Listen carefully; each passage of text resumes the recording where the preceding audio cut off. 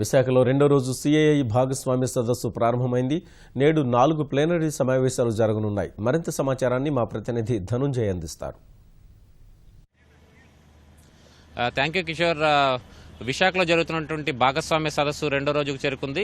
దాదాపుగా 4,25,000 కోట్ల రూపాయల మేర అవగాహన ఒప్పందాలు రాష్ట్ర ప్రభుత్వం కుదుర్చుకుంది. నిన్న ఒక్కరోజే ఇంత భారీ స్థాయిలో ఒప్పందాలు కుదరడంతో రాష్ట్ర ప్రభుత్వం కొంత సంతోషం వ్యక్తం రాష్ట్ర ప్రభుత్వ వర్గాల్లో సంతోషం వ్యక్తం అవుతున్నటువంటి పరిస్థితి. ఎందుకంటే రాష్ట్ర ప్రభుత్వం కూడా ఈ 2 రోజుల్లో దాదాపుగా 7 లక్షల కోట్ల రూపాయలు మాత్రమే ఒప్పందాలు జరుగుతాయని ఆశిస్తోంది.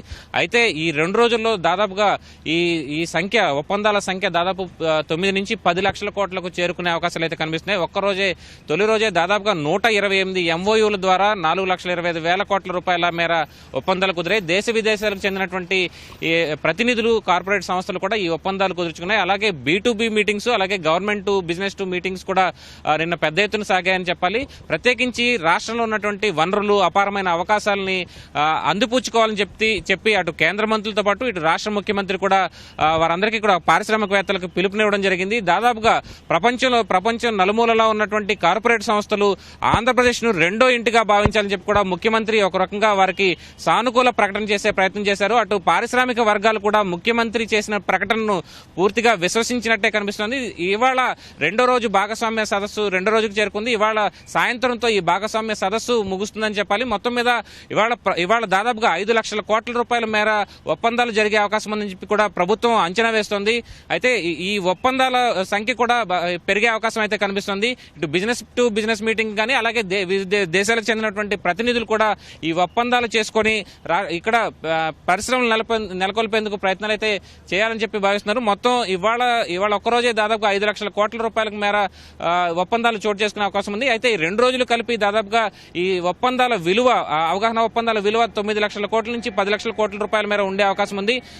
అయితే ఇక్కడ పరిశ్రమలకు సంబంధించి కొన్ని కార్పొరేట్ సంస్థలు, ప్రముఖ కార్పొరేట్ దిగ్గజ సంస్థలు కూడా కొన్ని ప్రకటనలు చేసే. ప్రత్యేకించి ఆదిత్య బిర్లా గ్రూప్ అయితే దాదాపుగా 7,000 కోట్ల రూపాయల మేర ఒప్పందాలు చేసుకుంది. ఇక్కడ తాడిపత్రి, అనంతపురంలో ఉన్నటువంటి 2 ఫ్యాక్టరీలకు దాదాపుగా 7,000 కోట్ల రూపాయల మేర విస్తరణ పథకాలు చేపడతామని చెప్పి కూడా కార్పొరేట్ దిగ్గజం కుమారమంగళం బిర్లా ప్రకటించినటువంటి పరిస్థితి. అలాగే గతంలో చేసుకున్నటువంటి ఒప్పందాలు ఈ ఏడాదిలోగా, ఈ 2 ఏళ్లలోనే పూర్తిగా ఉత్పాదక దశకు చేరుకుంటాయని చెప్పి కూడా భారత్ ఫోర్జ్ అలాగే వివిధ గ్రూపులు ప్రకటించినటువంటి పరిస్థితి ఉంది. మొత్తం మీద ఇవాళ అవగాహన ఒప్పందాల విలువ అయితే మరింత సంఖ్య పెరిగే అవకాశం ఉంది. అయితే వచ్చే ఏడాది కూడా ఇక్కడే పారిశ్రామిక భాగస్వామ్య సదస్సు నిర్వహించాలని కూడా ముఖ్యమంత్రి స్పష్టం చేశారు. అయితే నిన్న ముఖ్యమంత్రి ఇచ్చినటువంటి ప్రజెంటేషన్ వాస్తవానికి ఈ పాలన పరంగా అలాగే సీఎం కోర్ డాష్ బోర్డుపై ముఖ్యమంత్రి ఇచ్చినటువంటి ప్రకటనపై పూర్తిగా పవర్ పాయింట్ ప్రజెంటేషన్ పై పూర్తిగా పారిశ్రామిక వర్గాలు సంతోషం వ్యక్తం చేసినటువంటి పరిస్థితి. దాదాపుగా ఒక ముఖ్యమంత్రి 2 గంటల పాటు ఒక పవర్ పాయింట్ ప్రజెంటేషన్ ఇవ్వడంపై వారంతా కూడా సంతోషం వ్యక్తం చేస్తున్నారు. పూర్తిగా పారిశ్రామిక వర్గాలకు సానుకూలంగా ఏకగవాక్ష విధానంలో అనుమతులు త్వరగా మంజూరు చేసేందుకు ఉన్నటువంటి అనువైన పరిస్థితులు రాష్ట్రంలో ఉన్నాయని చెప్పి వారంతా కూడా భావిస్తున్నటువంటి పరిస్థితి. ఇక ఇవాళ రెండో రోజు కూడా వివిధ అంశాలపై ఇవాళ ప్లేనరీ సెషన్లు కూడా కొనసాగుతాయి. దాదాపుగా 4 ప్లేనరీ సెషన్లో వివిధ అంశాలపై ఇవాళ భాగస్వామ్య సదస్సులో చర్చిస్తారు.